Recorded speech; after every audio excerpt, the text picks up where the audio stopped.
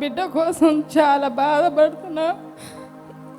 నా బిడ్డ అందరూ అన్నారు, నీ బిడ్డ బతకదు, అసలు ఏం కాదు, అసలు లేదనుకొని ఉండు నువ్వు అన్నారు. ఒక అమ్మాయి హాస్పిటల్ వచ్చింది చూడడానికి. మరి మా అమ్మాయి పేరు, అక్క ఏం కాదక్క, నువ్వు ఇట్లా బాధపడకు, నువ్వు సాక్ష్యం చెప్తాను చెప్పు, నువ్వు నీ పిల్ల బాగానే ఉంటుంది, నువ్వేం బాధపడకు, దేవుడే మనకు దిక్కు ఉన్నాడు, దేవుడే కాపాడుతాడు అని అన్నది. అంటే నేను ఏం చేసిన, నా బిడ్డ కాపాడు దేవుడా, నువ్వే కాపాడుతావు, లేకుంటే ఎవరు లేరు నాకు దిక్కు. బాధపడ్డా నేను. ఏమైంది నాన్న పాపకి? పిల్లకి పడిపోయింది.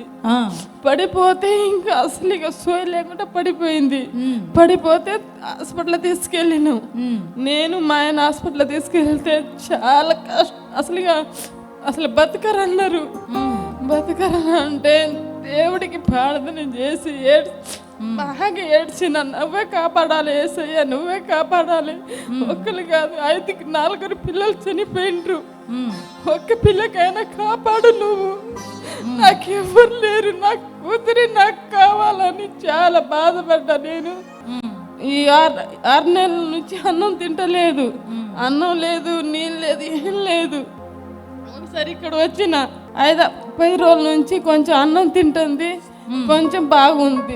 చూడండి, బిడ్డ కింద పిల్లలు పుట్టి చనిపోయారు నాన్న. చనిపోయారు, 4 పిల్లలు చనిపోయారు. 4 పిల్లలంట పుట్టి చనిపోయారు. తర్వాత ఈ పాప మరి కలగడం జరిగింది, దేవుడు ఇవ్వడం జరిగిందండి. అయితే పాప కంట ఉన్నట్టుండి కింద పడిపోయిందంట. పాప పడిపోతే డాక్టర్స్ దగ్గరికి మరి తీసుకుని వెళ్ళారంట. తీసుకుని వెళ్తే మరి పాపకి తలకి దెబ్బ తగిలింది, పాప బ్రతకడం కష్టం అని చెప్పి డాక్టర్లు చెప్పారంటండి. అయితే పాప ఇక మీకు అసలు దక్కదు అని చెప్పి డాక్టర్ చెప్పడం జరిగింది.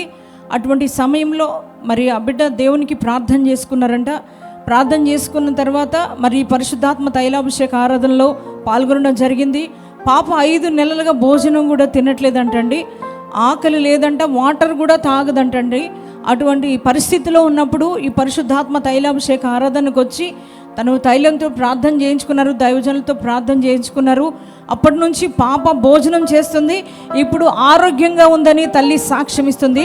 డాక్టర్లు బ్రతకదని చెప్పారు, కానీ నా యేసయ్య నా బిడ్డను బ్రతికించాడని సాక్ష్యం చెప్తుందండి.